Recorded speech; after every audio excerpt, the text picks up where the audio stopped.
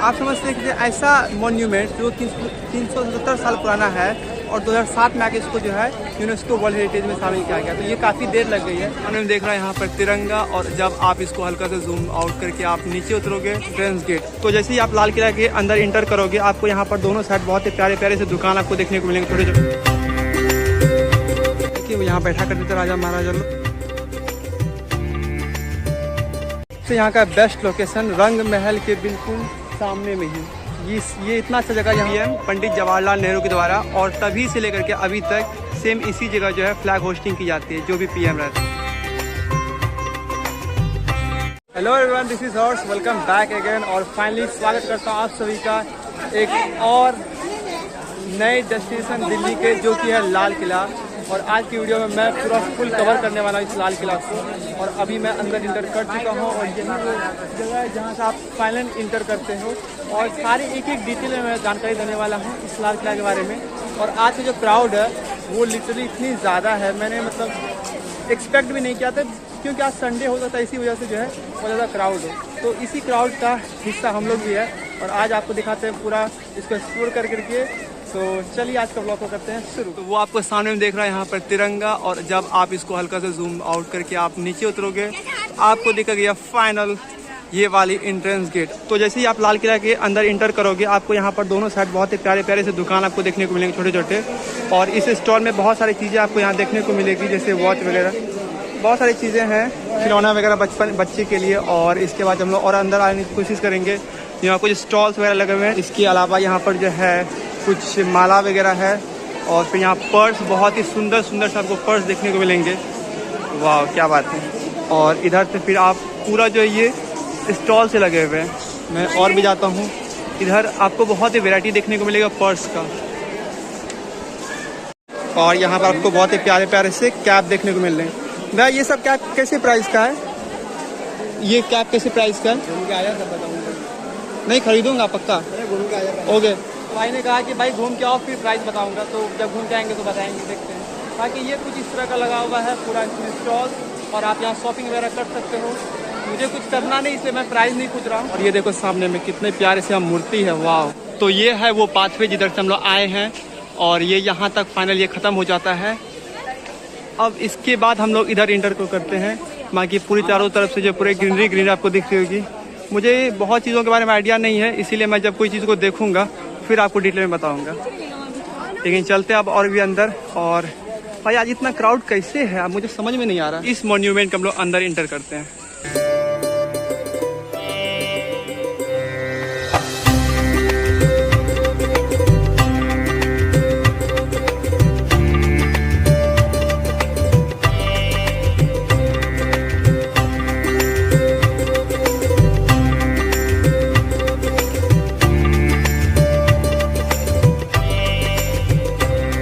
History के बारे में बात करते हैं तो इसका कंस्ट्रक्शन स्टार्ट हुआ था 1638 में, और जाके कंप्लीट हुआ था 1648 में। तो 10 साल लग गए थे इसको पूरा मॉन्यूमेंट को बनाने के लिए। और ये बनाए कौन था? मुगल एम्पायर का जो बादशाह थे, उनका नाम शाहजहां था, उन्होंने ही बनवाया था। और इस मॉन्यूमेंट को बनाया है जिनका नाम है उस्ताद अहमद लाहौरी।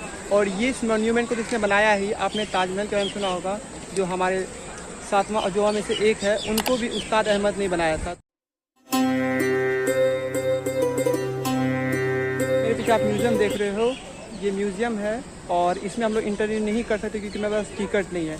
इसका जो टिकट है वो 4 बजे पहले अगर आप आते हो तो टिकट काउंटर पर, या आप ऑनलाइन कटाते हो तो ही आप इसके अंदर जा सकते हो। अगर आपके पास टिकट नहीं तो आप इसके अंदर नहीं जा सकते। तो मेरे पास भी नहीं है, तो इस जगह को मैं एक्सप्लोर अंदर से नहीं कर पाऊँ। देख लो एक बार वापस से पूरी तरह से जो ग्लास लगे हुए बाहर से, और ये लोग एंट्री कर रहे हैं यहाँ से, और वो जो गार्ड अंकल है सबके टिकट चेक कर रहे हैं।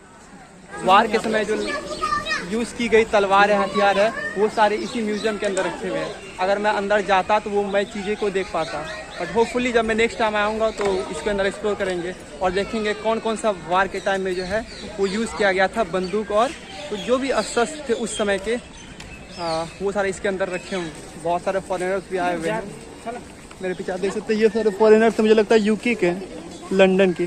तो इस कैंपस के अंदर टोटल 4 म्यूज़ियम है, और अलग अलग म्यूज़ियम में अलग अलग चीज़ें दिखाई जाती है। जैसे कि पहले मैंने म्यूज़ियम दिखाया था, उसके अंदर जो है 1857 में जो लड़ाई हुई थी, किए गए थे बंदूक वगैरह थे, वो दिखाया जा रहा था।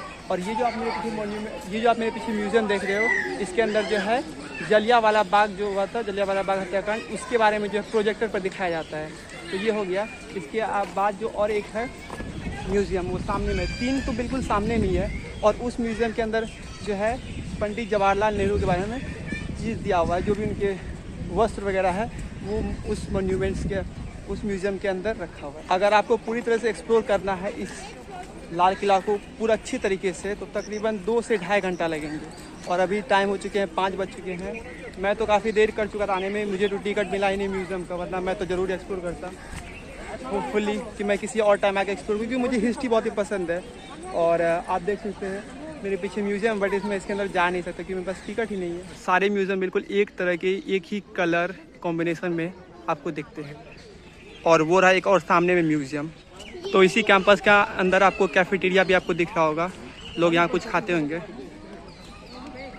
इस लाल किला के चारों ओर कुछ इस तरह का बाउंड्री था, आप देख सकते हैं। ये इसी तरह से है, आज से 377 साल पहले इस बाउंड्री को बनाया गया था और अभी भी वैसा ही है। आप देख सकते हैं कितनी ज़्यादा जो है चौड़ी है। जब पहली लड़ाई लड़ी गई थी 1857 में, तो उसके बाद जो है अंग्रेज वो इसको, इस पर कब्जा करने के बाद जो इसको एक मिलिट्री बेस बना दिए थे। उन्होंने अपने जितने मिलिट्री था, जो भी उनके पास बंदूक वगैरह, तोप वगैरह था, उनको इसी जगह रखा जा रहा था और उसको बेसिकली एक मिलिट्री कैंप बनाया गया था अंग्रेज के द्वारा। ये देखो जी, राजा महाराजाओं की पहली पसंद। भाई जिस तरह से अभी फाउंटेन होता है, वो उस समय जो है इस तरीके से वो बनाया करते थे अपने राजमहल के अंदर, जो कि बहुत ही सुंदर लगता अभी भी, और उस समय तो लगता ही होगा। आप सोचो कि 377 साल पहले लोग कितना एडवांस। लेकिन अभी इसका हाल बेहाल है क्योंकि इसके अंदर पानी नहीं। अगर पानी होता तो ये कितना सुंदर सा लगता है। अगर मुझे लगता है कि इसके अंदर मछली पूरा भरा होना चाहिए और इसके अंदर पानी होना चाहिए, तो और भी ज़्यादा टूरिस्ट स्पॉट बन जाते हैं यहाँ लोकेशन फ़ोटो वगैरह लेने के लिए। तो ये जो आप मॉन्यूमेंट देखें, इसको हमाम कहते हैं और ये संगमरमर का बना हुआ है। और इसका बेसिकली क्या काम था कि इसमें जो लोग हैं वो उस समय के वो यहाँ बैठा करते थे, राजा महाराजा लोग, और कुछ बातें होती थी, या बेसिकली बस ऐसे विश्राम के लिए इस चीज़ को बनाया गया था। तो ये संगमरमर का बना हुआ है। मुझे तो बिलीव नहीं, तो ये सारी आर्किटेक्ट जो है, आप देखो 377 साल पहले किस तरीके से बनाया गया होगा। आप देखो सर, कॉर्नर्स तक भी कुछ नहीं हुआ, अभी तक ये एज इट इज़ है। इस कॉर्नर को किस तरह बनाया गया होगा?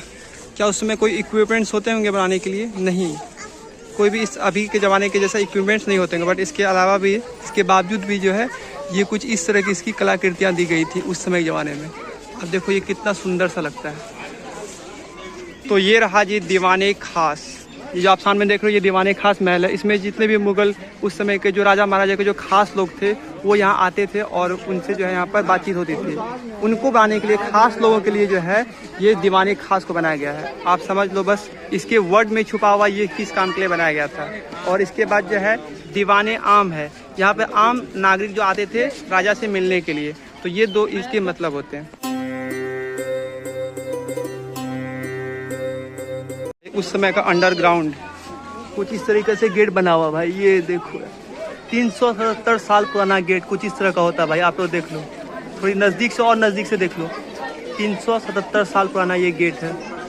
तो इसके अंदर कुछ होता होगा, कुछ खास चीज़ रखा जाता होगा। हालांकि यहाँ थोड़ा बहुत कुछ होल्स है, इसके होल्स के अंदर से मैं जाकर देखता हूँ आखिर क्या है भाई इसके अंदर।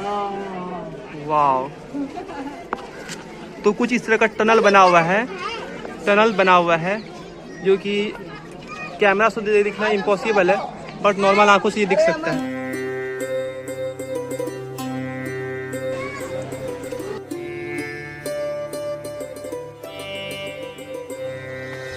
सबसे यहाँ का बेस्ट लोकेशन रंग महल के बिल्कुल सामने में ही ये इतना अच्छा जगह, यहाँ फोटोज़ वगैरह ले सकते हैं। चारों बगल आपको पानी पानी दिखता होगा।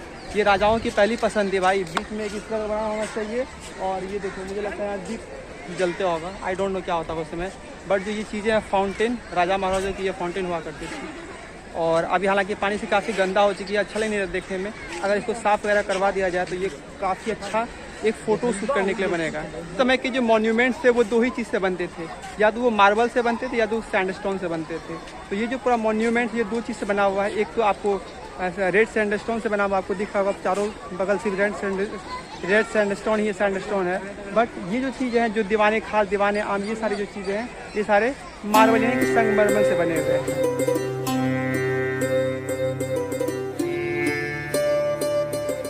लगता है कि राजा महाराजाओं के स्विमिंग पूल यही होगा भाई। यहाँ मुमताज़ महल, मुमताज़ बेगम जो भी है, वो सारे इसी में नहाती होगी और इसीलिए इसको बनाया गया होगा।